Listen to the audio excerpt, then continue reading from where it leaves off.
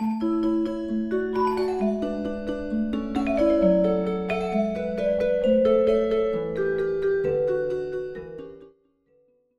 to Living and Dying, the show that brings you news and information about Brattleboro area hospice activities and people. My name is Richard Ewald, and I'm a hospice volunteer. It's a cold day in January today. There are some snow flurries in the air, and we're here today with Ray Walker talking about advanced directives and planning and firewood and the Pittsburgh Steelers and the New England Patriots. But all of that aside, we're always making decisions about what to do in life, where to live, what kind of car to buy, or in particular with aging and our health, where do we live? What do we do? When is it time to stop driving? What should we eat? What kind of treatment do we get? And as we get to a later stage in life, and certainly toward the end of life, there are particular decisions that we need to make that have to do with our wishes in terms of our legal responsibilities and future, our advanced directives for our medical planning, for a will, and things like that. And Dr. Ray Walker works a great deal in that field. Dr. Walker, what sort of doctoring did you do? Well, I was a psychiatrist in my prime, but in past prime. So now I work on the approach to dying. Mm-hmm. Actually, one of my motivations for doing this is I was so frightened of dying when I was young that I knew I had to deal with it at some point. So this has fitted in and been of considerable value to me. But you know, that the fear of death is extremely important for teenagers and for many age, that it keeps people alive. But at a certain point, it doesn't work very well. One of the interesting tales, there's the tale of the rabbi who was beloved by his congregation, and he died, and they all prayed that he would come back to earth, and he answered saying, you know, I'd really like to come back to earth, but I don't want to have this fear of death again. So one of the things is that since this is going to happen to most all of us, we need to think about what those latter days are going to be like. Mm-hmm. And that's what advanced directives do. It has us think about how we want to be treated at the end of toward the end of our existence. Mm-hmm. Well, you know, I'm recalling, and I have here my notes from my own hospice training when you spoke to us, Ray, speaking of these fears. You talked about a survey of Vermonters toward the end of life, and they had fears of losing control and being a burden and being abandoned and suffering pain and losing dignity. Mm-hmm. And those are all bundled up there with the fear of dying. Yes, indeed. I'm curious that you said that a healthy fear of dying helps keep us alive, but there's some point where a fear of dying actually prevents us from living life. Is that what you're saying? Indeed. Yes, indeed. I mean, we get to a certain point where we recognize the reality of it, and like any realities in our life, we think through them and have to make some plans. It's very interesting that for certain people, it's much easier. The easiest of all was Einstein, who at the age of, I think, 70, it was 1950, was told he had an aortic aneurysm. 5 years later, he had considerable pain, and he went to the hospital, and they said, well, this clearly is an indication for surgery. He said, I want to die when I want. That it is tasteless to artificially prolong life. I've done my share, I'm ready to die. And he died soon. Now, not many people have done their share the way Einstein did. So, but now other people for whom it's easy, I've talked to several people who've had a near-death experience, and they've had the experience of leaving their body and observing, in both cases it was surgery, and observing it. And then when the surgery was over, they returned.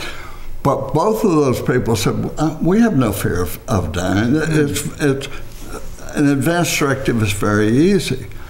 So other than that, it's a matter of thinking about it, going to the reality of it and saying, I don't want to unnecessarily suffer. So. And that's a way to actually take care of some of those fears then. Yes, indeed, yeah. Well, how did we get to this point, I want to say legally, but I guess it is legally, to the point where the individual has that right of self-determination, autonomy, or you call it the private? Yeah. Well, back in the 60s, it was thought that it was the obligation of the state to keep the interests of the people, and it would protect people from death and the like.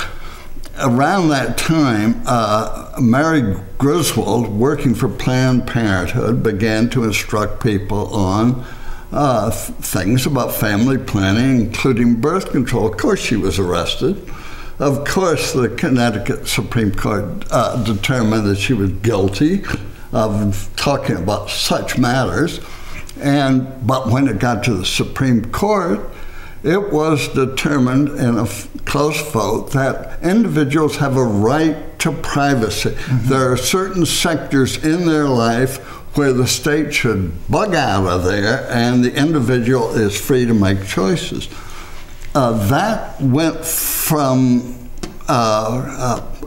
family planning to Roe v. Wade, it was enacted, and then to the right of Kathy Quinlan and a number of others to have the right to die when the treatment became futile. So the vector has been from the 60s that this right to privacy has been enlarged and enlarged and enlarged. Well, whether we call it one thing or another, and no matter which side you're on, there is today something called an advanced directive, which everyone can use to attempt to set some of these terms for how they would like to be treated toward the end of their life. Yes. One way to think of the advanced directive is that the physicians are using evidence-based medicine to make their decisions. The patient comes in with preference-based medicine, and these two hopefully fit like this. Unfortunately, they don't always. And the literature indicates the evidence-based medicine, i.e. the will of the physicians, tends to dominate. Therefore, the preference-based medicine, i.e. advanced directives, needs a strong backing of a family that really believes, and then that will win the day. But that's where it is. And what sort of questions are on that form? There's a lot of questions, but the crucial ones about treatment are: the first one, do you want a CPR? Do you want cardiopulmonary resuscitation? And that's a tricky question, because wherever you go in this world, they're going to do cardiopulmonary resuscitation. Go out the door, they're going to do it on you if you need it. The only place that you can be safe from it is if you're in a hospital and a doctor has written a DNR, do not resuscitate. So that on that question, if you say, I do not want CPR, you are in effect giving a doctor permission to write a DNR order, which he would not do except in consultation with your family. So I, for one, check that off that box. The next is assisted breathing. Do you want to have a respirator or not? One of the answers to that is, well, let's give it a try. And that's a pretty good answer. I don't think anyone wants to be on a respirator forever and ever. The third one has to do with intubation for food and water. That's a little tricky because in New Hampshire and New York, unless you say I expressly don't want it, they must intubate you. In Vermont, it goes both ways. So there is a little tiny little box that says, I want my agent to decide. And that raises sort of the key question for me. When my wife and I went through the form, there are a lot of things that we didn't feel right now we could really make an informed decision about in terms of the detail of it. And it seemed to me there's a balance there between I want specifically this, or answering in a more vague way and leaving it up to the one person that you trust to be able to make that decision, right? Yeah, the thing is, the patient makes a decision as long as they can make decisions. The thought with an advance directive is you name an agent, and the agent knows what you want and will enact it. But if the doctor comes out with a decision whether to treat with antibiotics or something, he doesn't say which one of you is the agent. He says to the family, this is what we're thinking about. So the family's deciding, not the agent. And the agent's job is to get everybody on the same page, and then they have tough decisions to make, guided by the will of the patient. But, you know, no patient has said exactly what they want. So they have to decide. And, you know, in this, language is so important. The negative language is things like pull the plug, or even he battled through and he succumbed, or he shouldn't give up. And if you take the giving in to your fate isn't a terrible thing. No one's going to pull any damn plug on you. If they decide to terminate treatments, it's to relieve suffering. So the language is important. So you said that, I know you've worked with a lot of different families in a lot of different situations. I name an agent, but I'm no longer able to make decisions, and the doctor comes out and there's a group of family members there who may or may not include the agent, and he turns to them and says, here are the options. You're right. That's exactly what happens. That probably is not something that happens, discussion that happens quickly or easily. No, it isn't. But the thing is, if someone's got an advance directive, and if it's done right, every one of those people will have a copy of it. So their question isn't really to decide what they think would be the best treatment. Their problem is to decide, what would Richard decide if he had a full consciousness now? And so you find if people don't have an advance directive and their family has to decide, there are those who say, I love my parents so much, I don't want them ever to die, treat. And there's someone who says, I love my parents so much, I don't want them to suffer, let's terminate. And those people are in real conflict for years. It's very, very difficult. And the advance directive meets that problem by putting in the fulfillment of the will of the parent or the patient. So the important part seems to be to have that discussion with the person you're choosing as an agent in some detail, so they get a full picture of what your preferences would be if it comes to that. Yes, and then they will talk to other family members who will have copies of this. And if a letter should go out saying, if there's any of this you disagree with, talk to me, so that people are pretty much on the same page. If your agent is bossy, trouble, because bossiness invites the opposite, and the opposite is the default place is treat. So the second is diplomacy with the rest of the family. And the third is enough backbone to stand up to the doctors who always aren't too agreeable on this. Well, I've done an advance directive. It was a while ago. I have no idea what it says. I know who I'm trusting. But I'm hearing that I should go back and look at that again. Oh, sure. Yeah. And well, actually, you know, if your advance directive has been sent to the registry. This is a Vermont registry? Yeah, located in New Jersey, of course.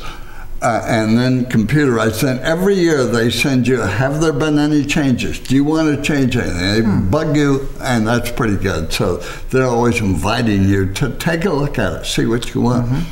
I think it's very hard for people. They do it once and Done. It's done. I don't want to look at it. Right.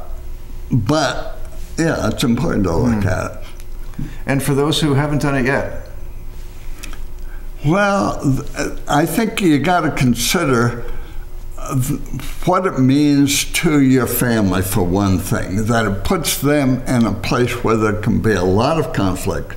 And second, you know, it's very interesting that, of course, a lot of people don't want to think about death, but it's the attitude of Jung and Freud are interesting. Jung always believed that people believed in an afterlife. They always believed it. He said, therefore, that must be a function of the age-old psyche. And if you're going to stay in touch with your humanity, then you follow that. Freud, on the other hand, said, you're not really mature unless you accept the finality of death. But he also said, I hope my work lives on. So he had the same notion that there has to be some feeling of continuity. Without a continuity, it's a very difficult thing. If there's a sense of continuity, advanced directives are a fairly simple thing. So there are at least 3 documents I can think of. Advanced directive is one we're talking about now. A legal power of attorney. Is there also a legal power of medical decision-making? Or is that the sort of... Well, the advanced directive is a combination of the durable power of attorney for health care. I see. Assigning the right to make health care decisions to someone else. It also combines something that was called a living will. Now there's something else called, if you pronounce it, it's COLS, but it's clinicians' orders for life-sustaining treatment. And in the COLS form, which one would fill out probably in the hospital or have filled out, it takes what's been placed in the advanced directive and makes these orders. It takes what was preference into orders, and that's a great difference. Then you can be sure that what you have willed will take place. Is there room for interpretation between the advanced directive and the clinician's document? No, they're very closely related. I see. And they take the same issues about CPR and breathing and we did mention one, an intubation and antibiotics at the end of life. I didn't mention that. The story there is pneumonia has been always thought to have been the friend of the dying patient. If you treat that with antibiotics, you're closing the door a little bit. Someone has to suffer through and find a new doorway out of here. So antibiotics are not a welcome thing at the end of life for a patient. In your experience with families around this issue, what's the worst thing you've ever seen happen? I'm trying to scare people here, and myself. Yeah, I'm trying to do a reality check. If there has been a weird thing. I think the weird, and I haven't seen this, but there's a guy named Dennis McCullough who wrote a book called My Mother, Your Mother, based on and he's a doctor and he works up Dartmouth, Hanover, and he works with Kindle, and he is the author of a movement called slow medicine. That is, you don't on a knee-jerk basis treat every disease at the end of life. You're treating a patient, and you'll let many conditions go by if they're going to die from something else. He said the greatest enemy to advanced directives or dying a natural death, the greatest enemy to that is one's children.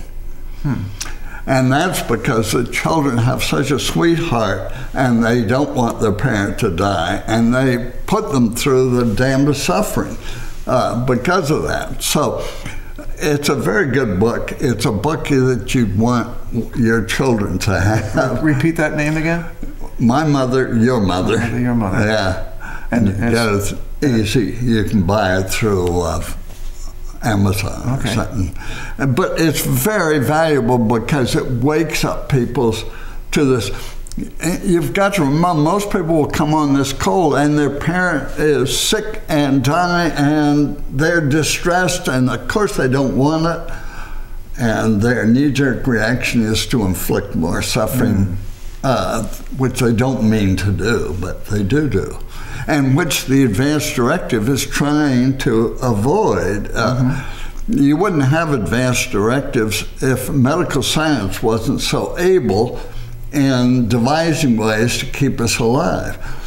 And even with, we have the new discipline of palliative medicine, which is to treat people symptomatically who are approaching death, but not try to cure them, wake them up at 2 o'clock in a hospital, take them down for x-rays, do all sorts of stuff. But the problem comes up that the palliative care physician will say at some point, okay, according to the advance directive and what I understand, it's time to terminate treatment. The surgeon says you're killing the patient.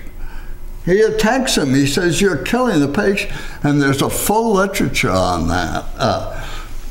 Medicine likes to treat, and there's always a chance, they think. And when you come up with a value system based on the welfare of the patient and the living experience of the patient, that's a hard one. So this document has the potential to create some kind of order or framework in this amazingly complex set of circumstances and relationships, not just parent and children, but doctor and doctor and doctor yes, and institution. Yes, indeed. And the more powerful the advance directive is, that power depends upon the family's persuasion that this is the way to go. And that's a hard thing to achieve, but it's very valuable. Do you see that the conversations around creating this document come from the parents saying to the children, we need to talk about this, or does it come sometimes from the other direction where the children say, I think it's time that we would like some guidance on this? I've seen children sponsor this more than the parents.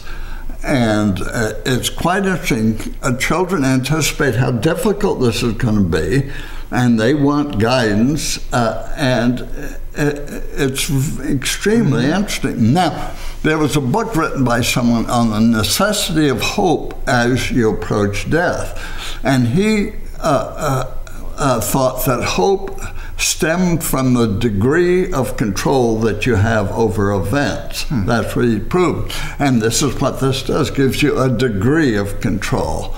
And if that control has with it the will of your family, then not only the will, but the courage of your family to carry through.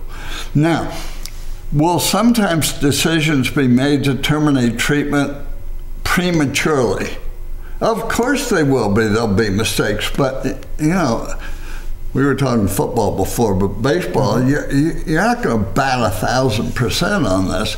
You're trying to be a fulfillment of the will of your parent, and you're going to do the best you can.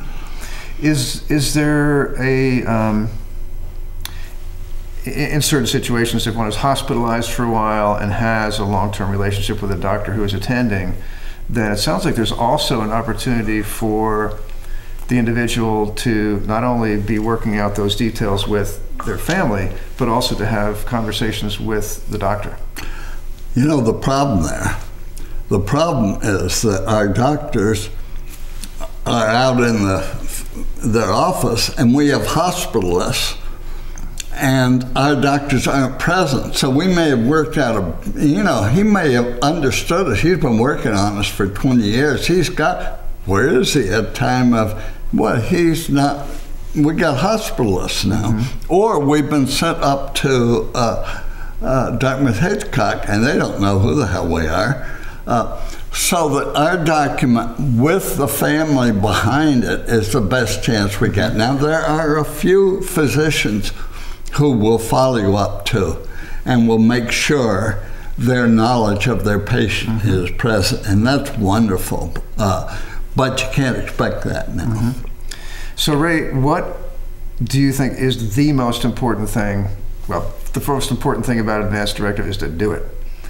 Is to think about it. Think about it, and then in considering it, what is the key piece to you? Well, it is thinking about it, and then you've got a piece of paper with certain questions on it, and that you can talk with your children about, and that's the conversation that is the key thing. And, you know, maybe they'll say, oh, Dad, that's morbid. And you say, sit down and shut up now. We're going to talk about this. Now they're older than that now.